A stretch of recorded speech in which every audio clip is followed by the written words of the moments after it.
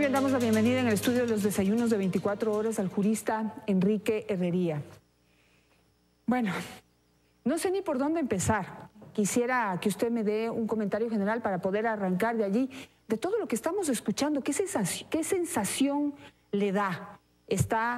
Vaca denuncia a Serrano y a Polit. Polit denuncia a Serrano y a Vaca. Serrano habla con Polit para denunciar a Vaca, pero también pone denuncias en contra de Polit. Es decir, esto es una mezcolanza de cosas. ¿Qué es lo que está pasando en el fondo? ¿Qué es lo que estamos viendo? Estamos sintiendo, para comenzar, igual que la inmensa mayoría de los ecuatorianos, una actitud de asco por lo que estamos viendo y escuchando. A mí no me sorprende de parte de estos tres señores, porque los tres señores han sido parte integrante de los 10 años del Correato, que es una década de corrupción, en las cuales la corrupción permeó todas las instituciones del sector público. En consecuencia, lo que estamos viendo es únicamente una parte mínima de lo que se puede investigar de los 10 años de la corrupción que ha caracterizado el gobierno de Rafael Correa. Pero quiero en esto señalarle algo y soy muy enfático. Hay tres maneras de combatir coyunturalmente la corrupción en el Ecuador. El uno es con el acierto que tenga la Asamblea Nacional en la designación de los nuevos comisionados de participación ciudadana, porque son ellos los que tienen que hacer la revisión, que debe ser absoluta de todos los organismos de control. La segunda consideración es de que el señor presidente de la República, en el mes de julio del año anterior, él le pidió a la prensa libre e independiente del Ecuador que lo ayude a combatir la corrupción, que denuncie la corrupción, cosa que lo han venido haciendo los medios independientes. Usted entre los periodistas en particular que han combatido la corrupción. Y la tercera consideración que se debe tomar en cuenta es conformar una comisión de las Naciones Unidas igual que se lo ha hecho en Guatemala. Pero las tres no son excluyentes, deben ser convergentes. Y en esto debe jugar un rol estelar, la importancia que debe dar el presidente de la República a la ley de comunicación. La ley de comunicación se ha convertido en una coraza, en la armadura que protege a los corruptos del Correato. Si esa ley, no a través de comisiones que tengan 5, 6, 7, 10 meses para ver cómo se la reforma, sino de inmediato, tiene que ser en 2, 3, 4, 5 semanas, como mucho, que esa ley o se la deroga o se la reforma íntegramente. Si el presidente de la República no toma esta iniciativa, y reitero, particularmente en reformar íntegramente la ley de comunicación o derogarlo, nosotros vamos a ver que ustedes, los periodistas que con tanto esfuerzo luchan contra la corrupción, van a seguir siendo algo maniatados porque tienen esta espada de Damocles que les impide ejercer toda la actividad a la que ustedes han estado acostumbrados y que es la que desean. Bueno, ya que usted lo menciona, el trabajo de los periodistas, vamos a necesitar también que nos apoyen con más espacio, con más espacios para poder hacer investigación periodística y para poder denunciar todo lo que hay. Ya no damos abasto. Ya no nos alcanzan los ojos para leer todo lo que hay que leer, estudiar todo lo que hay que estudiar, confirmar y comprobar todo lo que hay que comprobar. Porque por donde uno raspa, lamentablemente, sale la podredumbre de la corrupción. Usted ha planteado algo, digamos, como una alternativa, como la salida que existe. Está la Comisión de Participación Ciudadana, está la prensa y está también esta comisión internacional respaldada por la ONU que fue anunciada por el presidente Lenín Moreno y que ya realmente no da más espera. Tenemos que hacerlo ya. Pero mientras tanto, aquí tenemos también que ir entendiendo qué es lo que ha pasado para poder poner a cada quien en su lugar. Y en esa conversación que se develó ayer y que la develó el fiscal Carlos Vaca, realmente hay algunas cosas y algunos detalles sobre los cuales me gustaría conocer su opinión. Primero, la primera pregunta que se hace es de dónde sacó esa grabación el fiscal Vaca, que ayer pues la presentó públicamente, pero no explicó de dónde la sacó, porque detrás de eso ¿no le da la sensación a usted de que todavía hay un sistema de espionaje vivo? No, creo que no, le confieso. Debe haber el sistema de espionaje en vivo. Pero le confieso qué es lo que ocurre. Ayer escuché en CNN una nueva intervención del señor Carlos Polit, en la cual él reconoce que él grabó la conversación. Pero mire usted lo grave es de que el señor Polit, que fue destituido por la Asamblea Nacional, precisamente por iniciativa de José Serrano, luego de que hay la destitución, continúan conversando como amigos. Uno le dice compadre del alma, el otro le dice mi hermano, mi pan. Es decir, una familiaridad propia de ampones. No estamos hablando de gente decente, de ampones. Pero eso quiere decir que si Pollitt grabó la conversación, ¿se la entregó a Vaca, con quien supuestamente estaba conspirando? Pero por supuesto, se la entregó a Vaca. Esto de aquí, ayer mientras veía toda esta porquería en que se ha convertido la institucionalidad ecuatoriana, me acordaba del funcionamiento de la camorra napolitana. La camorra napolitana se caracteriza porque son múltiples grupos horizontales que compiten entre sí, a diferencia de la mafia siciliana, donde hay una estructura vertical. En el Ecuador la estructura vertical se acabó cuando se fue Rafael Correa. Ahora tenemos la camorra de Nápoles, en las cuales todos compiten entre ellos, pero todos son mafiosos. El señor presidente de la República lo dijo hace mucho tiempo.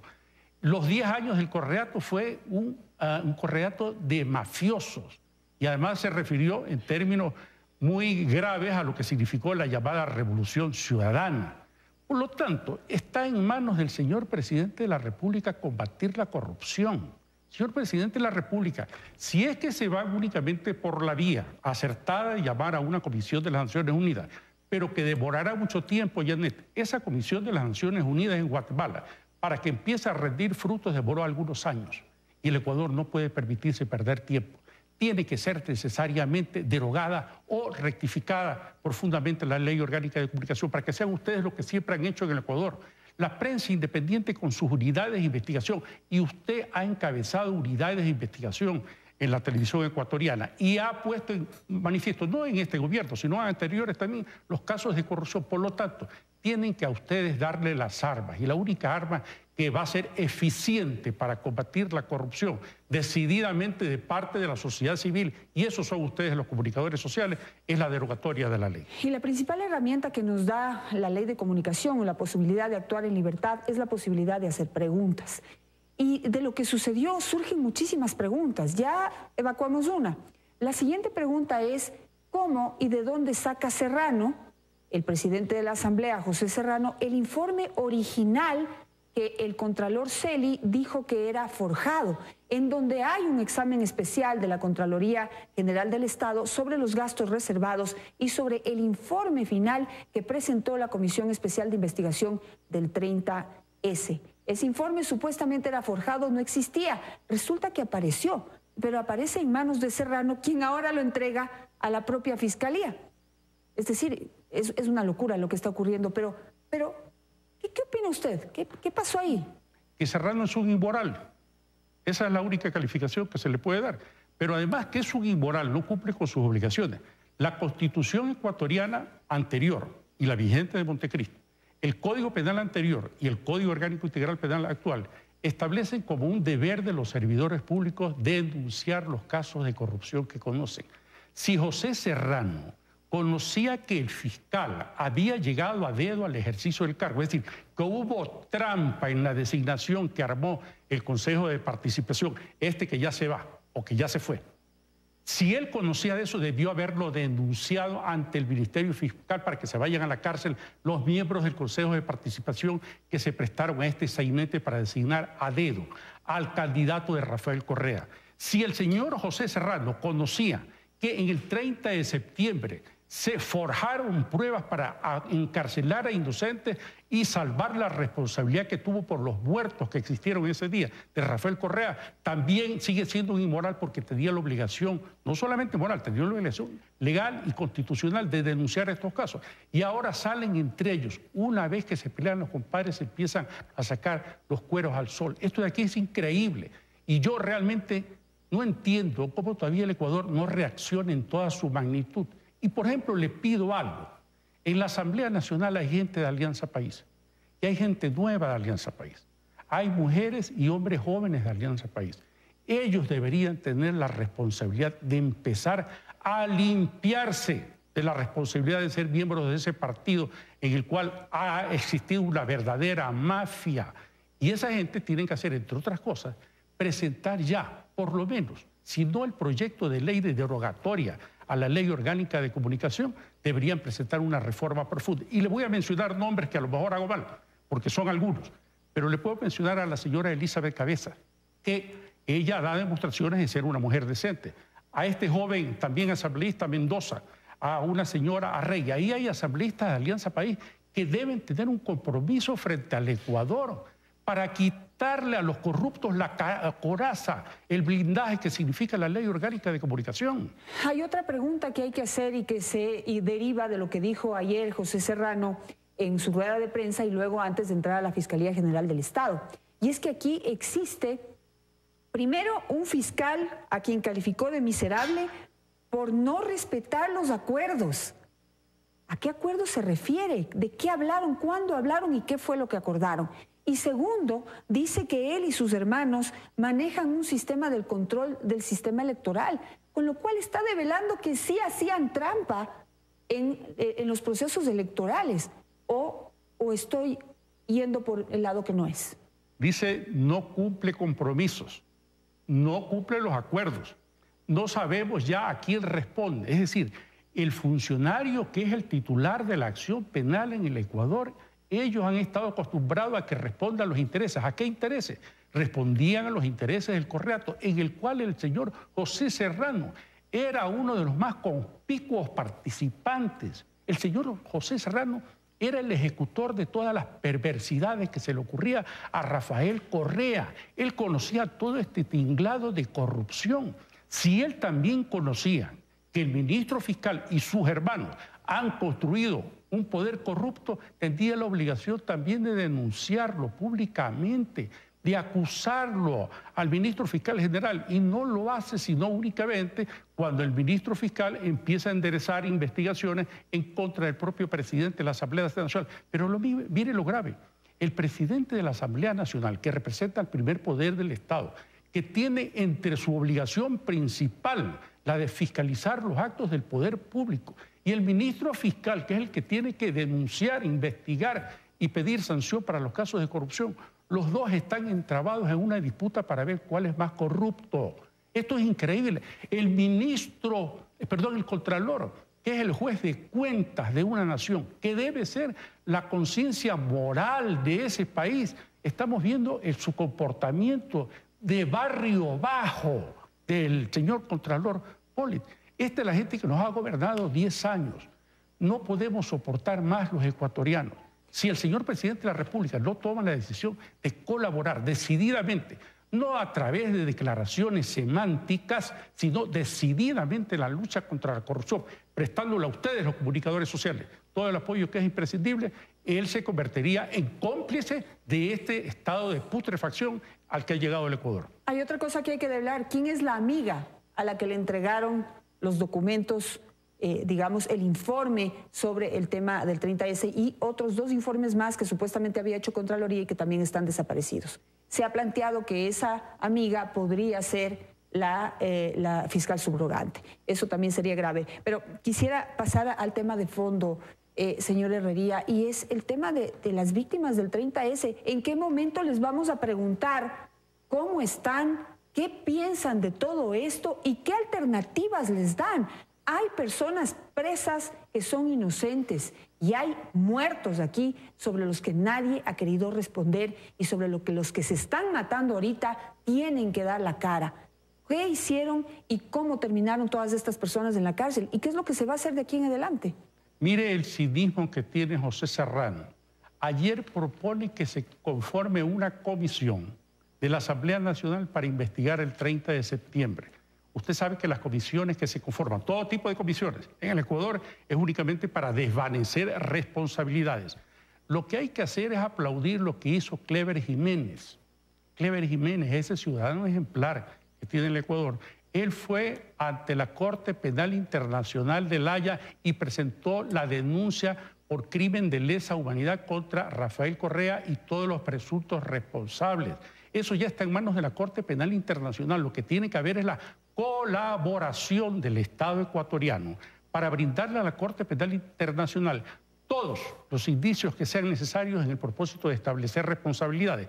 Que, por cierto, en el procedimiento de la Corte Penal Internacional, existe la posibilidad de que la ministra, que me parece que es actualmente la ministra fiscal de la Corte Penal Internacional, puede pedir como medida cautelar la prisión de los que ella considere presuntos responsables de los delitos de lesa humanidad, en el cual se encuadra la denuncia que presentó Clever Jiménez.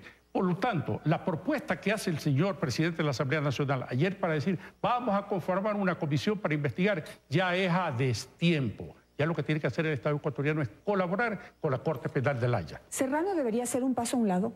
Serrano debería ser destituido. El artículo 126 de la Constitución ecuatoriana, que tiene concordancia con el artículo 7, me parece, de la Ley Orgánica de la Función Legislativa, permite que el Pleno de la Asamblea Nacional, como máximo órgano de este organismo legislativo, pueda tomar todas las decisiones que sean menester, entre ellas sancionar a cualquiera de sus integrantes y particularmente puede destituir al presidente de la Asamblea Nacional. Pero mire dos cosas que no se están haciendo. En primer lugar, ya hace mucho tiempo, vista la inactividad o la complicidad de presidentes o presidentas de algunas comisiones que no permiten que se investiguen casos de corrupción, el Pleno de la Asamblea Nacional debió haberlos cambiado, debió haber hecho unos cambios fundamentales en la presidencia de las comisiones. No se lo ha hecho por culpa de José Serrano, pero también ahora puede el Pleno Nacional, puede el Pleno de la Asamblea Nacional destituirlo a José Serrano y para eso se pueden autoconvocar la mayoría. Ahí están los bloques de oposición, están los bloques del morenismo, hay gente todavía decente que queda en el grupo del llamado correísmo. Creo que eso se lo debe hacer de inmediato. El Ecuador ya no puede tener ni a José Serrano, presidente de la Asamblea Nacional, ni al señor Vaca en la Fiscalía. En la Fiscalía, y le voy a decir algo adicional. Tampoco pueden tener en la Contraloría General del Estado al señor Celi, que está demostrado que él ha sido parte del Correato. Con eso me quedo. Le agradezco muchísimo por su presencia esta mañana y simplemente, aunque no nos guste en este momento, es nuestra obligación escuchar absolutamente a todos para que todos podamos formarnos una opinión de lo que ha pasado en nuestro país. Porque tenemos que empezar a trabajar para que esto no nos vuelva a pasar. Y tenemos que escuchar a quienes están en la cárcel por culpados de lo que ocurrió el pasado 30 de septiembre del 2010. Hay inocentes presos, hay muertos sobre quienes no se ha respondido. Muchísimas gracias. Vamos a hacer un primer corte. Al volver nos acompañará Carla Brito, quien denunciará un caso de violación a los derechos humanos contra su padre, quien está preso y sufre una enfermedad, varias enfermedades. Enseguida regresamos. Quédese en Teleamazonas.